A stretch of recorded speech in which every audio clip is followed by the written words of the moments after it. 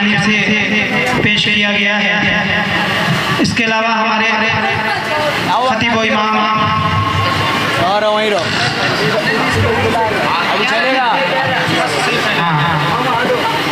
आइए, हमारे हाफिज़ क़यामुद्दीन हबीबी साहब भी तशरीफ़ फरमा हो चुके हैं। हमारे खतीब के बाद इंशाअल्लाह ताला उतरी का प्रोग्राम रखा जाएगा।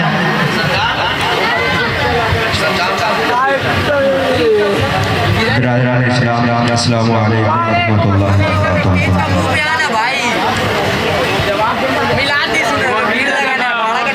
सबसे पहले मैं घुसड़ी अमन कमेटी के तमाम इराकीन, तमाम मुआविनीन, तमाम ओहदेदारान और बिलखुसूस बाशिंदगान घुसड़ी को आज के इस अजीम त्यौहार को तहे दिल से मैं मुबारकबाद पेश करता हूँ कि आज का ये अजीम प्रोग्राम, आज का ये इस्तक़बालिया प्रोग्राम, आज का ये इनामाती प्रोग्राम जो गुज़िश्ते साल भी क़ायम दायम किया गया था, आज भी किया गया है। जैसा कि आज का एक त्यौहार जिसे हम और आप 15 अगस्त यौम आज़ादी के नाम से मनाते हैं और जब तक जिसमें जान बाकी रहेगा इंशाअल्लाह हर साल यौम आज़ादी हम मनाते रहेंगे। चूँकि आज का ये प्रोग्राम किसी एक ख़ास कम्युनिटी के लिए नहीं है, आज का ये प्रोग्राम किसी एक कौम के लिए नहीं है, आज का ये त्यौहार किसी एक धर्म के लिए नहीं है, आज का ये प्रोग्राम किसी खास मजहब के मानने वालों के लिए नहीं है। ये अलग बात है कि इस हिंदुस्तान में रहने वाली ये कौम ईद की खुशियाँ मनाती है, इस हिंदुस्तान में रहने वाली ये कौम दुर्गा पूजा के त्यौहार भी मनाती है, इस हिंदुस्तान में रहने वाली एक ऐसी कौम जो क्रिसमस डे भी मनाती है। लेकिन आज का ये जो त्यौहार है, यौम आज़ादी का त्यौहार है, ये त्यौहार न मुसलमान के लिए है, न हिंदू के लिए है, न सिख के लिए, बल्कि आज का ये जो त्यौहार है ये पूरे हिंदुस्तान के बाशिंदा के लिए।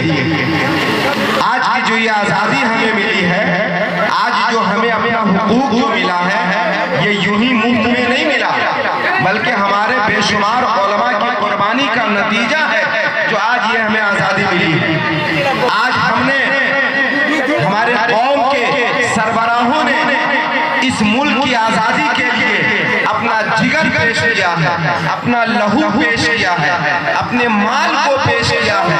हद तो ये है कि इस मुल्क की आज़ादी के लिए हमारे उलमा ने अपनी जान की भी परवाह नहीं की है, तब जाकर के ये कौम, ये मुल्क में हमें आज़ादी मिली है। जहाँ एक तरफ मौलाना अबुल कलाम आज़ाद है, दूसरी तरफ महात्मा गांधी थे। जहाँ पर इस मुल्क की आज़ादी के लिए एक तरफ एक सफ में चंद्रशेखर जी खड़े थे, वहीं एक दूसरी तरफ में अशफाकुल्लाह खान भी हाजिर थे। जहाँ इस मुल्क की आज़ादी के लिए दूसरे कौम के लोग थे, वहीं पेश उस वक्त के मुसलमान भी शाना बशाना हाजिर थे। ये अलग बात है कि आज का माहौल कुछ खराब किया जा रहा है। आज की इस पुरफतन में कुछ लोग सोसाइटी को खराब करना चाहते हैं, लेकिन शायद उन्हें मालूम नहीं है कि ये कौम आज की जो इस त्यौहार है, इस दलदल से निकालने के लिए पूरा हिंदुस्तान जब एक सफ में खड़ा होकर के अंग्रेजों को भगा सकता है, तो इंशाअल्लाह वो दिन भी आएगा कि जो कल तक अंग्रेजों की पॉलिसी करते थे, अंग्रेजों की हिमायती थे, उनको भी भगाने के लिए हिंदुस्तान का हर मज़हब के लोग, हर कौम के लोग कांधे से कांधे मिला करके उन्हें भी एक दिन जरूर भगाएगा। और जैसा कि आपको मालूम है कि कि इस छोटी सी बस्ती में हमारा ये बस्ती अपने आप में पश्चिम बंगाल में एक नमूना बनते जा रहा है।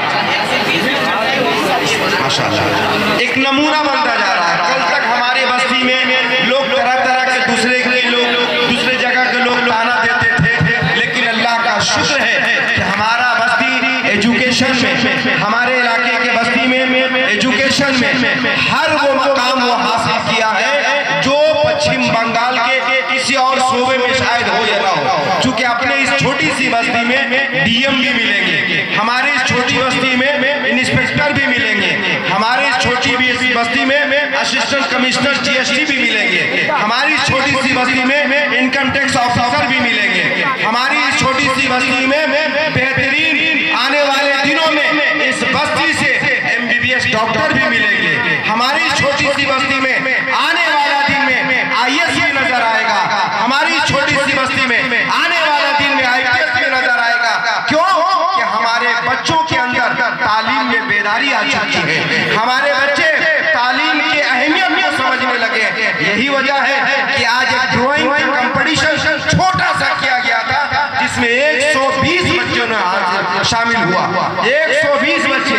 अब ये बात नहीं है कि कोई अव्वल दर्जे का हो, कोई दोयम दर्जे का हो, कोई स्वयं दर्जे का हो, लेकिन मेरे ख्याल से जितने बच्चे उस कंपटीशन में हिस्सा लिए हैं, जितने बच्चे उसमें हिस्सा लिए हैं, वो सारे के सारे काबिल तारीफ हैं। सारे के सारे बच्चों का हौसलों को मैं सलाम करता हूँ कि वो अपने घरों से निकल करके कंपटीशन में आज हाजिर है। आज एक छोटे से क्लब के कंपटीशन में हाजिर हुए हैं। आने वाले दिनों में यही बच्चे जब कंपटीशन का एग्जाम हो, चाहे वो नीट कंपटीशन का एग्जाम हो, चाहे वो आईएएस कंपटीशन का एग्जाम हो, चाहे वो डॉक्टर एमबीबीएस के कंपटीशन का एग्जाम हो, हर वो बच्चा जो कंपटीशन में आज हिस्सा लिया है उसके हौसला बढ़ेंगे। क्यों बढ़ेंगे? कि घुसड़ी अमन कमेटी ने उनके हौसला अफजाई के लिए इतना बड़ा प्रोग्राम रखा है, उनके लिए हौसला अफजाई के लिए इतना अजीम प्रोग्राम रखा है।